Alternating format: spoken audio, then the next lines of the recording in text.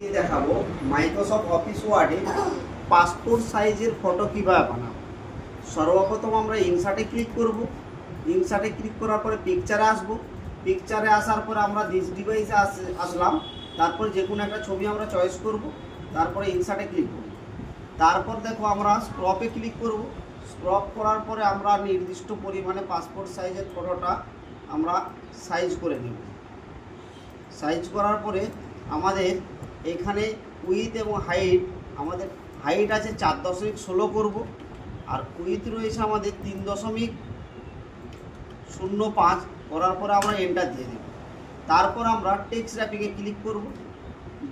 Text র্যাপিংয়ে click করার পরে in front of টেক্সটে ক্লিক করব, দিয়ে আমরা ছবিটাকে উপরে নিয়ে চলে আসবো।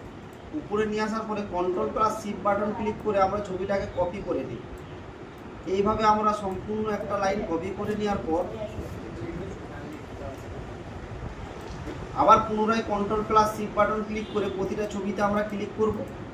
প্রতিটা ছবিতে ক্লিক করার পরে আমরা এই ছবিগুলো নিচের দিকে কপি করে নামিয়ে দেব। আমাদের পাসপোর্ট সাইজ ছবি তৈরি হয়ে গেল।